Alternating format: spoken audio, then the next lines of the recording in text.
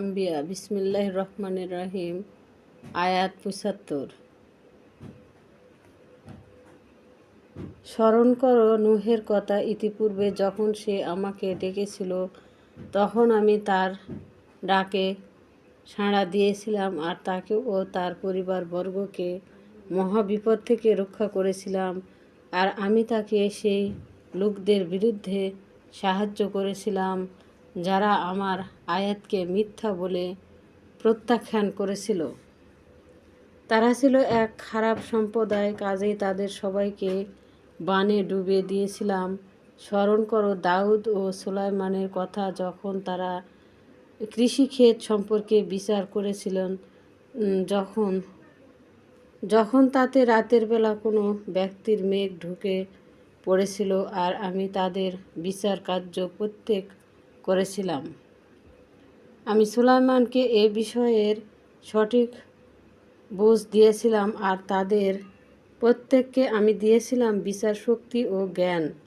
আমি পর্বত ও পাখিদেরকে দাউদের অধীন করে দিয়েছিলাম।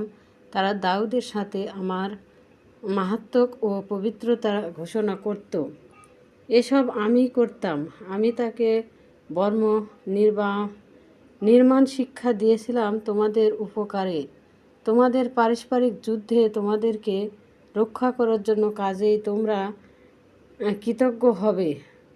আমার ক্ষমতা বলেই আমি উদ্দাম বায়ুকে স্বাভাবিক গতি সম্পন্ন করেছিলাম সুলাইমানের জন্য।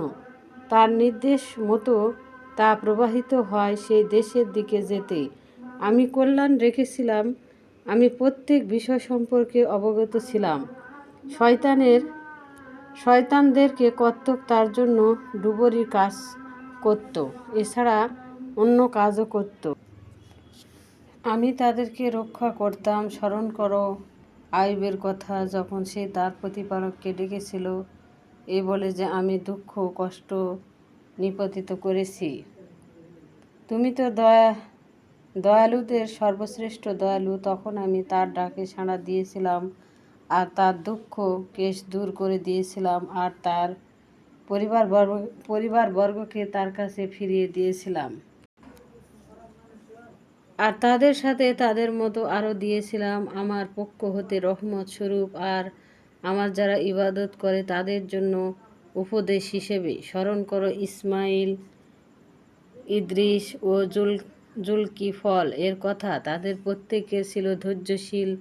আমি তাদেরকে আমার রহমতের অন্তর্ভুক্ত করেছিলাম, কারণ তারা ছিল সৎকর্মশীল। স্মরণ করো নুন এর কথা, যখন সে চলে গিয়েছিল তারা আর ভেবেছিল যে তার উপর আমার কোনো ক্ষমতা খাটবে না।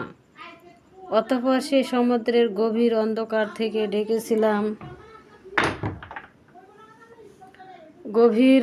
থেকে ডেকেছিল যে, তুমি ছাড়া সত্যিকারের কোনো ইলাহি নেই। তোমারই পবিত্রতা মহিমা ঘোষণা করছি, বাড়াবাড়ি আমি করেছি।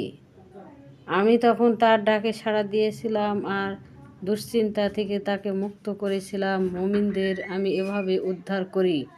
আর স্মরণ করো জাকারিয়ার কথা, যখন সে তার প্রতিপালককে ডেকেছিল, হে আমার প্রতিপালক, আমাকে সন্তানহীন করে রেখো না। যদি তুমি উত্তরাধিকারীদের মধ্যে সর্বশ্রেষ্ঠ, তখন আমি তার ডাকে সাড়া দিয়েছিলাম।